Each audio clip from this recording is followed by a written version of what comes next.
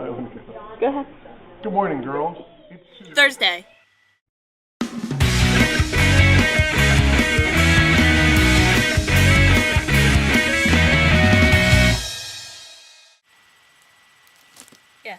Yeah, I've gotten really far in this book. I'm up to here. It's in part 3, hour 10. Yeah. And today I marked off like 2 different quotes that apply to my life right now. So, yay, Paper Towns. Kelly says she thinks we're all reading Paper Towns right now. Or at least a large portion of us. I don't know. Someone clarify. Yeah, it's Thursday. That's weird. And Sunday is Tony Day. Can you see? I drew this one day in Global when I was bored. This is, June 7th. Right there. Okay. So, trying to get everything else out of the way first. That was Mr. Dinkins in my intro, which I guess would be that way if we're reading from left to right. I was going to film last week's video in my music class. He's my music teacher, who's fabulous.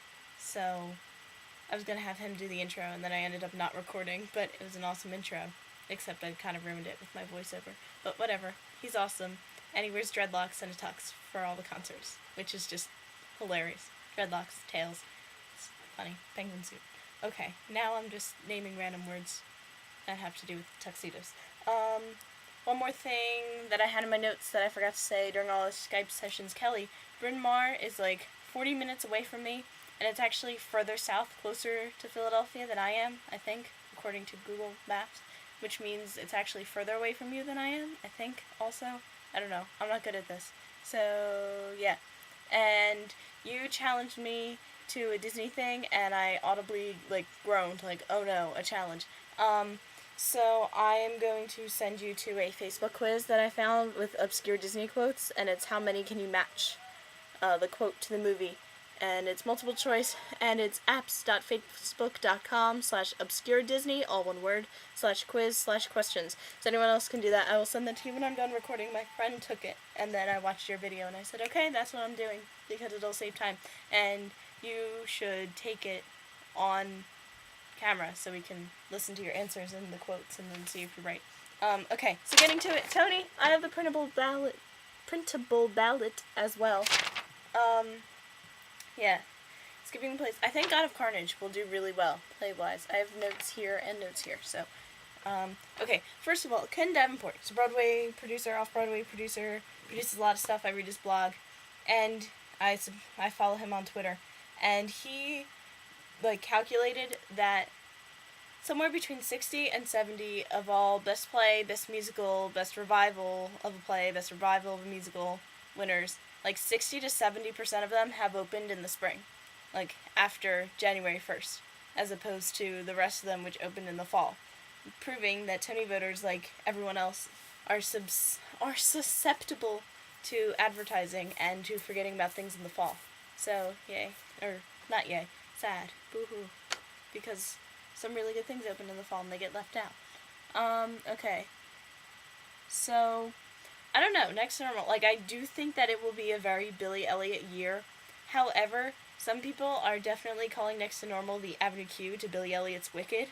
So, we'll see what happens. We all know what happened there. Okay, so, best musical. I want Next to Normal. I really do. I've tried to be a good Tony voter this year and, listen to all 4 shows and all 4 revivals, and it didn't really go so well. I listened to Hair and West Side Story and Next to Normal, and I was halfway through Shrek. And I tried to listen to Billy Elliot. Maybe I was just exhausted, which I was. I fell asleep during the middle of Electricity. But I don't know, something about it. It was okay to listen to, but I put on Next to Normal when I was done. I don't know. Kind of obsessed with that show right now. Okay, book. I really want Title of Show to win something. And I think that book was good. And I think that had they opened at a different time of year, things would be different. I don't know. I love that show. Score. I don't know. Again, I'm biased on all these. Musical revival, Hair. I think it's a done deal. I thought You're Welcome America. Hi, recording. Talking quickly. I thought You're Welcome America was really good when I watched it on HBO, so I really want that to win Special Theatrical Event. Raul Esparza, I want to win a Tony just because I want the man to finally win a Tony. What are you doing? Stop. Okay. Actor in a musical, again, I don't know. I'm saying Gavin Creel. I don't know. Again, I too have the highlighted what I want to win and the checked what I think will win. Yeah. Highlighted is what I want to... Yeah, I said that right. Okay. Actress. I think it's Alice's. Okay. Allison Janney, I'm sure, does a good job. Sutton Foster always does a good job. I think it's Allison's. I think it's Alice's. Alice Ripley. She has a Tony, like, she has a part for Tony. I hate looking at this where my poster ripped down. I'm sorry. Random distracting. Okay. I think it's a Tony-worthy part. I think she does a brilliant job from what I've heard and everything I haven't heard anything or seen anything. Yeah. I think it's hers. I honestly do. Because that's the thing, is that I was reading a feature about her on Playbill.com, and they were talking about how, like, when she finally started becoming known, like, there were 4 leads in the show, and she was the only one not nominated, and and a lot of people said to her, it's not a Tony part. Like, this part, absolutely, I think. It's so complex and complicated and I don't know, intense. I think it's hers. At least I hope so. Featured actor in a musical, I don't know, haven't seen any of them. I'm thinking Will or Christopher Sieber, because walking around on your knees like that can be really painful. So I think he deserves that. Featured actress, I always said it was Karen's. It was Karen's. It should be already engraved. It's Karen's. I really kind of want Jennifer Damiano to win, because I listened to that CD and my first reaction was, oh my god, I love this girl. Part of it's the role, but, like, I listened to that and I said, I want to play this part someday in, like, a regional production. Or, yeah, on Broadway, but I'm running out of time for that. But I'm thinking, like, some regional production around here when I'm, like, 24. You can play 16 at 24. You know. I don't know. Maybe. I want to play that part. I want to find a reason to perform one of those songs. I will create a thespian troupe talent show if it gives me a reason to sing one of those songs somewhere. And I want to put one of them on, but I didn't. I actually, literally, because they're fun to sing, have a Natalie playlist. Like, no lie, I have a playlist of all the really good Natalie songs. The song. I wrote out the lyrics of this song in English the other day because we were doing subject-verb agreement in review for the final, and that's really easy.